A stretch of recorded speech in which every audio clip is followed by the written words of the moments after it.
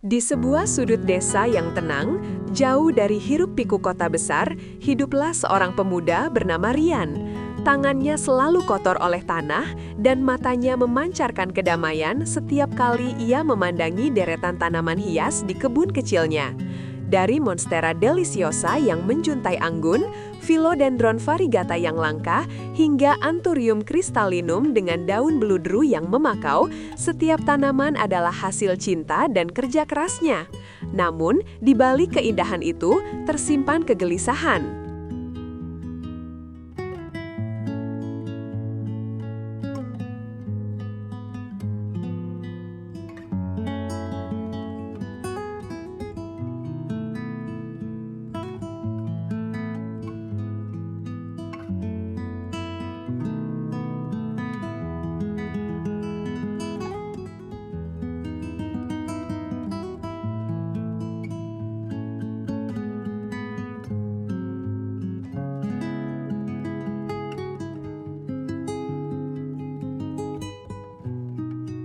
Penjualan lokal tak cukup untuk menghidupi mimpinya.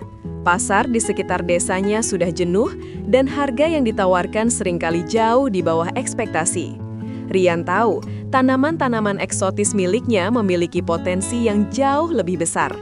Ia sering melihat di media sosial, para kolektor tanaman di luar negeri rela membayar mahal untuk spesies tertentu yang tumbuh subur di iklim tropis seperti Indonesia. Sebuah ide mulai bersemi di benaknya, seberani tunas baru yang mencoba menembus tanah, ekspor tanaman. Awalnya, gagasan itu terasa mustahil. Bagaimana mungkin seorang pemuda desa sepertinya bisa mengirim tanaman hidup melintasi benua? Ia bahkan tidak tahu harus memulai dari mana. Namun, gairahnya terhadap tanaman lebih besar dari rasa takutnya. Malam-malamnya dihabiskan di depan layar ponsel, menelusuri forum-forum pecinta tanaman, menonton tutorial di YouTube, dan mempelajari seluk-beluk e-commerce internasional. Ia mulai aktif di Instagram, mengunggah foto-foto tanaman miliknya dengan pencahayaan terbaik, menulis deskripsi menarik, dan menggunakan tagar yang tepat.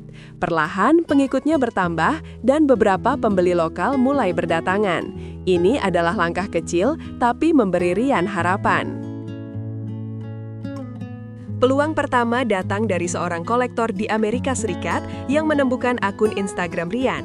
Ia tertarik pada Philodendron Florida Beauty Rian yang memiliki corak variegata sangat menawan. Jantung Rian berdegup kencang. Ini bukan sekedar penjualan, ini adalah gerbang menuju mimpi besarnya.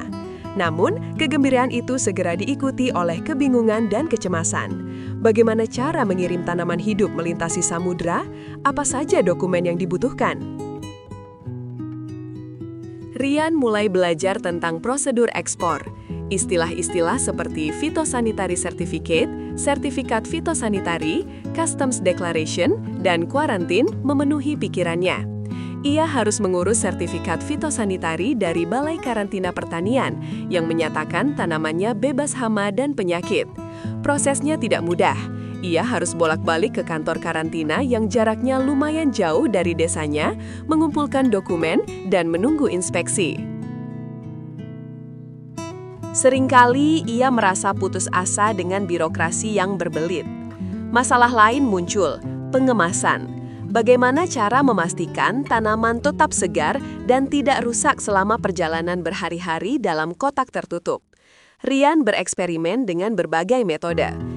Ia mencoba membungkus akar dengan lumut sphagnum lembab, melapisi daun dengan kapas, dan menggunakan kotak kardus tebal dengan ventilasi.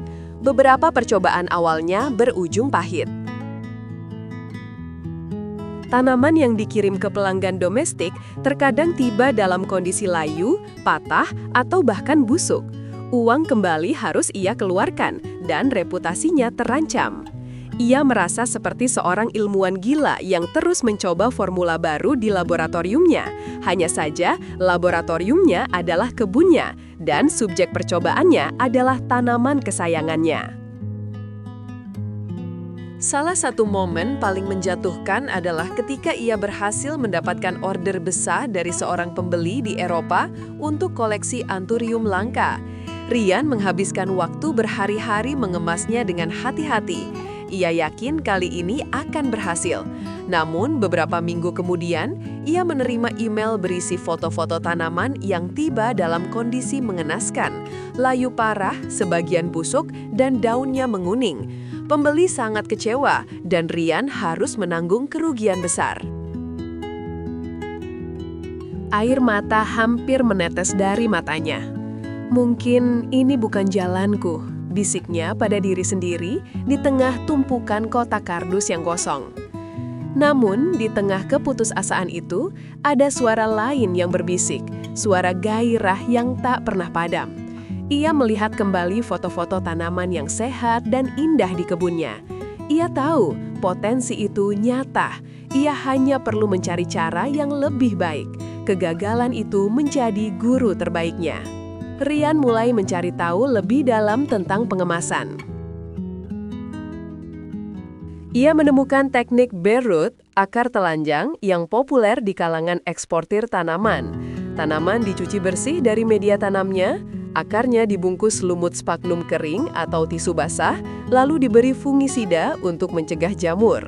Ia juga berinvestasi pada kotak pengiriman yang lebih kokoh dan bahan isolasi termal untuk menjaga suhu stabil.